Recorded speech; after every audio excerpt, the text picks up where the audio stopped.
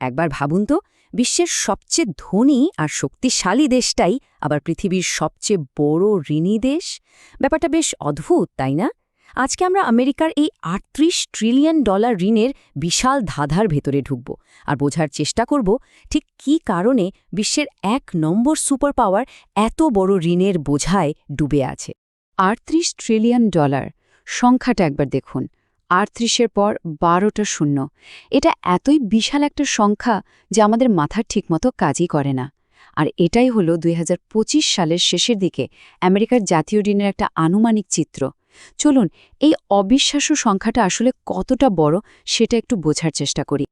এই ঋণের বোঝা এতটাই ভারী যে তা চীন, জাপান, জার্মানি, ভারত আর যুক্তরাজ্যের মতো ৫টা বড় দেশের মোট অর্থনীতিকে এক করলেও তার সমান হবে। মানে আমেরিকার প্রত্যেকটা নাগরিকের মাথায় গড়ে প্রায় $১,১১,০০০ ঋণ। ভাবা যায়? আর এই তথ্যটাই আমাদের আজকের আলোচনার মূল প্রশ্নটাকেই সামনে নিয়ে আসে। তাহলে আসল প্রশ্নটা কি দাঁড়াচ্ছে? কিভাবে বিশ্বের সবচেয়ে ক্ষমতাধর অর্থনীতি এত বিশাল ঋণের সাগরে ডুবে থাকতে পারে? এটাই হলো সেই $৩৮ ট্রিলিয়ন প্রশ্ন। চলুন এই জটিল অর্থনৈতিক ধাঁধার উত্তরটাই এখন আমরা এক এক করে খুঁজে বের করার চেষ্টা করি।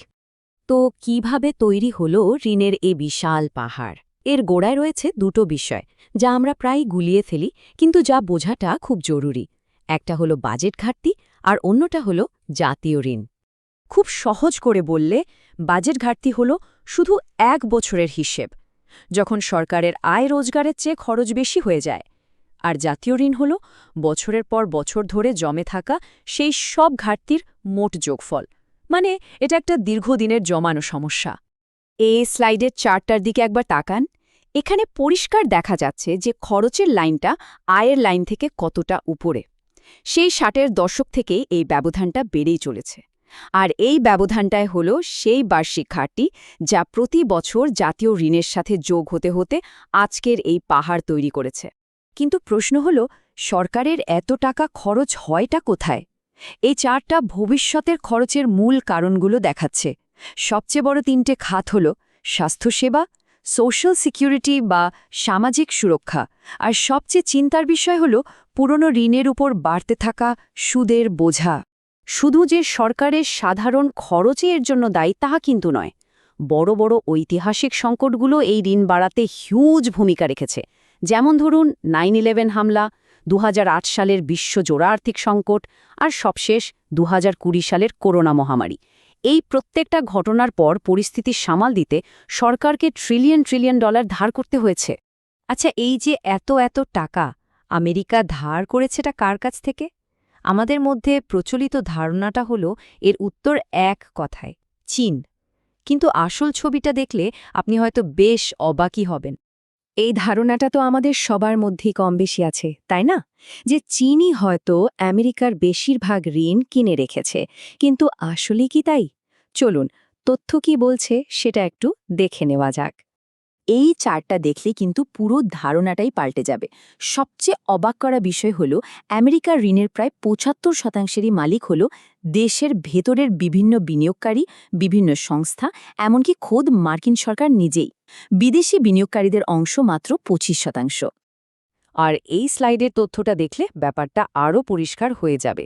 গত ১০ বছরে বিদেশি দেশগুলোর হাতে থাকা ঋণের পরিমাণ কিন্তু কমেছে।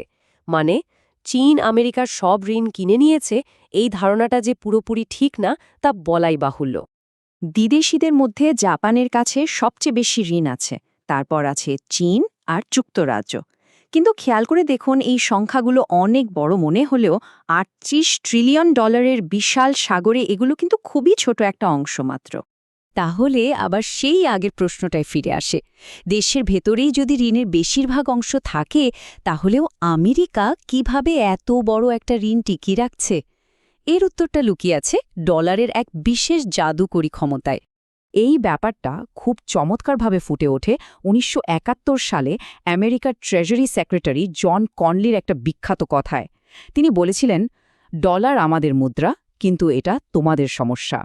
এর মানে হল, ডলার শুধু আমেরিকার টাকা নয়, এটা পুরো বিশ্ব অর্থনীতির চালিকা শক্তি। ডলার হল বিশ্বের প্রধান রিজার্ভ কারেন্সি বা রিজার্ভ মুদ্রা। এর মানে কি? মানে হল আন্তর্জাতিক বাণিজ্য বা বিনিয়োগের জন্য পৃথিবীর প্রায় সব দেশকেই ডলার ব্যবহার করতে হয়।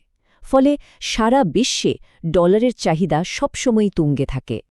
আর এই বিশ্বজোড়া চাহিদাই আমেরিকাকে একটা বিশেষ ক্ষমতা বা অস্বাভাবিক সুবিধা দেয়।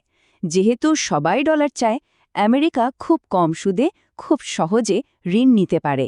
এমনকি প্রয়োজনে তারা আরও ডলার ছাপিয়ে তাদের দেনা মেটাতে পারে, যা অন্য কোনো দেশ স্বপ্নেও ভাবতে পারে না। আর এখানেই একটা অদ্ভুত ধাঁধা তৈরি হয়। বিশ্বকে ডলার সরবরাহ করতে গিয়ে আমেরিকাকে তাদের আমদানির পেছনে রপ্তানির চেয়ে বেশি খরচ করতে হয়, যার ফলে একটা বাণিজ্য ঘাটতি তৈরি হয়।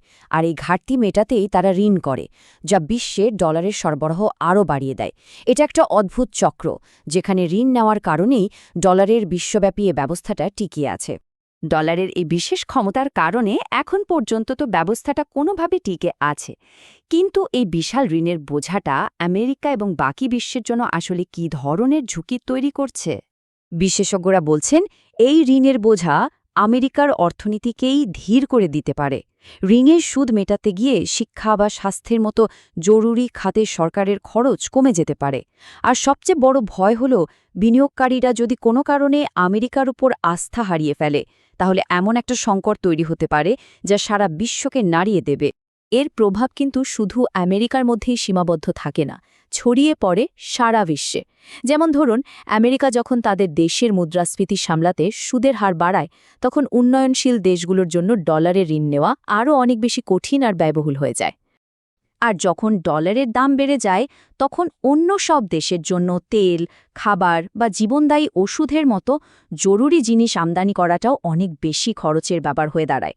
এর প্রভাব কোনো বিমূর্ত অর্থনৈতিক তত্ত্ব নয়, এটা সরাসরি আমাদের মতো দেশের সাধারণ মানুষের দৈনন্দিন জীবনে এসে পড়ে।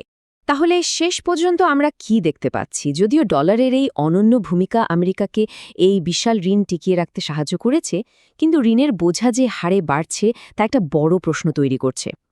প্রশ্নটা হলো, এই ব্যবস্থা আর কতদিন টিকবে? আর ডলারের এই একছত্র আধিপত্য যদি শেষ হয়ে যায়, তাহলে বিশ্ব অর্থনীতির কি হবে? এটাই এখনকার সবচেয়ে বড় চ্যালেঞ্জ।